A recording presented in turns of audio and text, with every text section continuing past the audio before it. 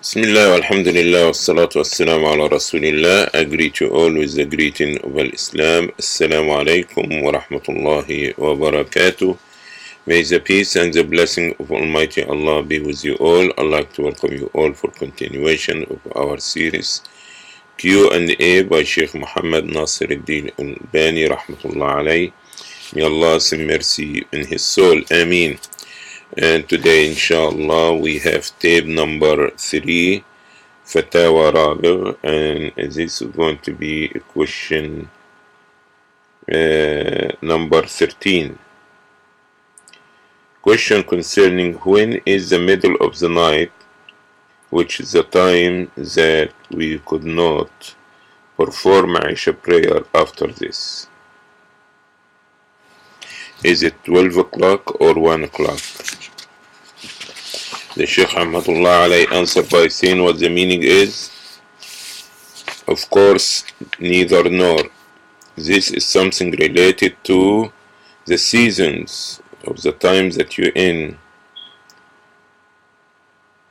When the time for the night even to the night of, when the time of the night is even to the time of the day, when the night is supposed to be 12 hours. So in this case will be the half of the night or the middle of the night, 6 o'clock. But sometimes the night can be longer than the day. So we have to make some calculation and pay attention to it. As example, if sun sets in your town 6 o'clock or 6:30 in the morning and sunset by 6 o'clock or 6:30, which means the beginning of the night. So when is the Fajr? 5:30. This means this is 11 hours between the sun rising and the sun setting. So divide this by 2. This gives you 5 hours and a half. So by adding this to the time of the sun setting, so this mean will be at 12 o'clock at night. But as I said, this is not something that not changeable. Sometimes it's more, sometimes it's less. It depends what time the sun setting. So the middle of the night, which is related to the hadith, is not something is firm, it doesn't move, but it goes from time to time, different season, different time. Same thing will relate to the time for Maghrib, Adhan, and the Adhan for Fajr also. The hadith which came related to this is authentic, which is telling us that the time for the Isha prayer, the last prayer, is the middle of the night. That means you could not delay beyond the middle of the night. Because this came in the hadith of Rasulullah ﷺ, which reported by Abdullah ibn Amr ibn al-As, and in the collection of Imam Muslim. He said, وَوَقْتُ صَلَاةِ الْعِشَاءِ إِلَى نِصْفِ اللَّيْلِ, and the time for the Isha prayer up to the middle of the night. Question number 14. Is anything related to the middle of month of Sha'ban? The Shaykh Rahmatullah alayhi is saying, if you mean that is there any authentic related to this? Of course not. The only thing that we have it in the collection of Imam Ibn Majah Rahmatullah alayhi with a weak isnad, weak narration, with a chain of weakness in the weak chain of isnad, which is very strong weak.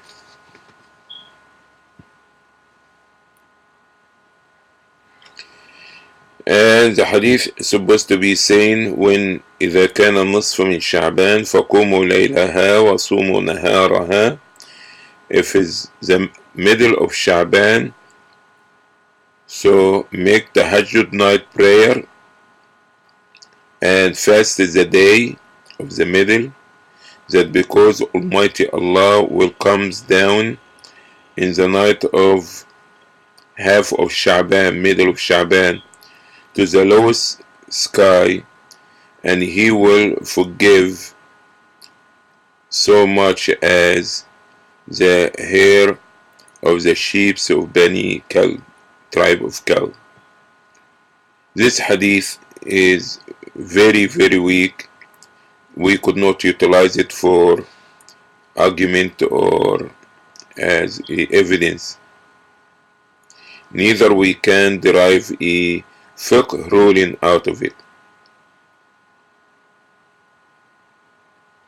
Especially that we know that there is another hadith which is authentic, and the Prophet ﷺ is telling us إذا كان النصف من شعبان فلا صوم حتى رمضان. When is the middle of Sha'ban comes, there's no fasting until Ramadan start.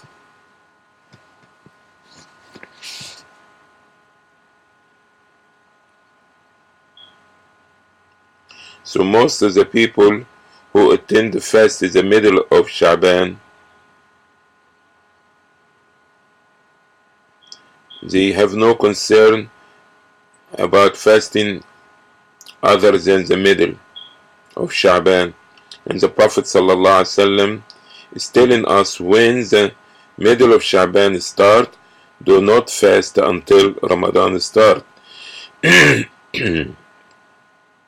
So we say, according to this hadith, it's not permissible for a Muslim to attend to fast in the middle of Sha'ban specifically, because the Prophet prohibited this.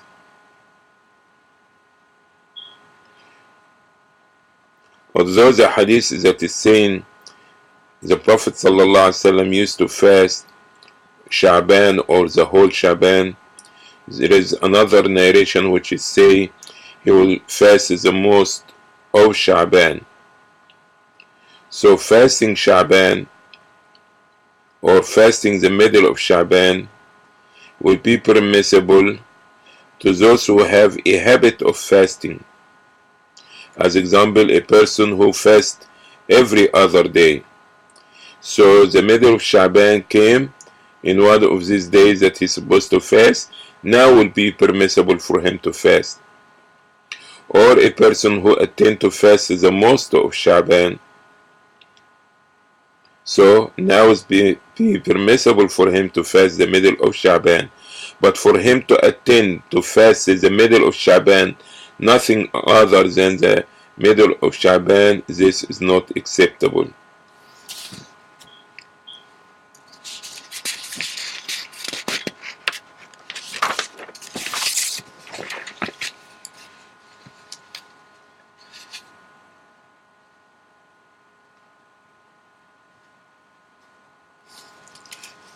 The Shaykh Rahmatullah alayhi said, of course the hadith it talks about يطلع الله تبارك وتعالى يطلع الله تبارك وتعالى إلى جميع خلقه ليلة النصف من شعبان, which is authentic, that Allah subhanahu wa ta'ala stares upon His creation.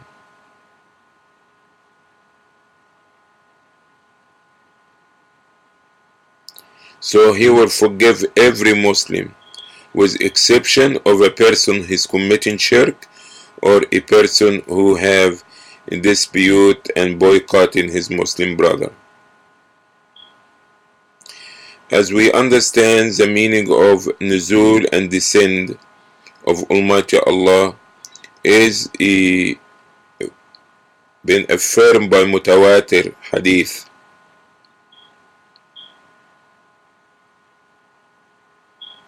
and that Allah subhanahu wa ta'ala do this every night. But the descent of Allah subhanahu wa ta'ala in the middle of Sha'ban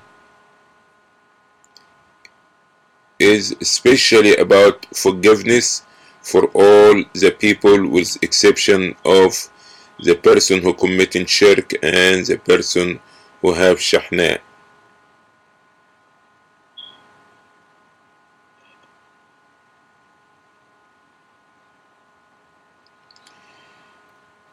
Although the hadith didn't comes down, but it comes with the term yattali'u, which means that Allah will stare or look.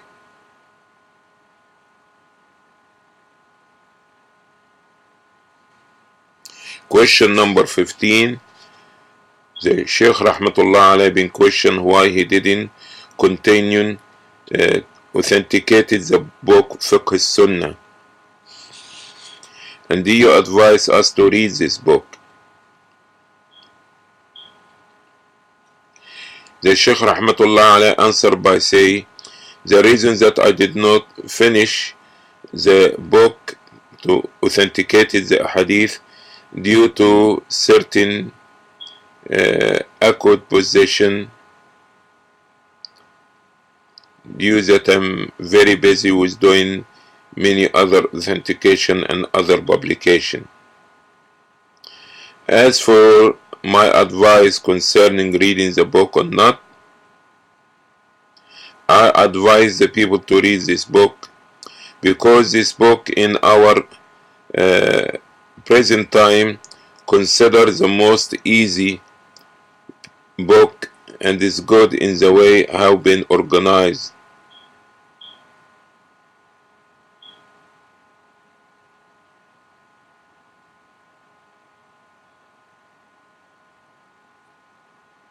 Although that the author Rahmatullahi alayhi is not that concerned or has the capability like the early scholars who like San'ani or Shawkani or Ibn Taymiyyah. But for the time being, I don't see any book that I can advise with other than this book for the present time.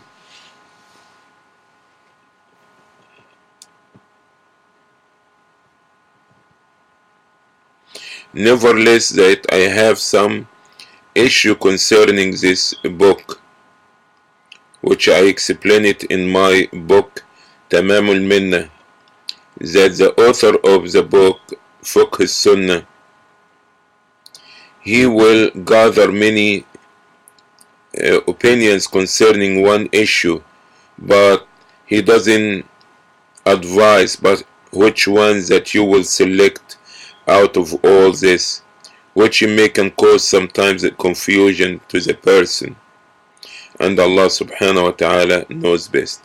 Thank you for watching. Assalamu alaikum wa rahmatullahi wa barakatuh.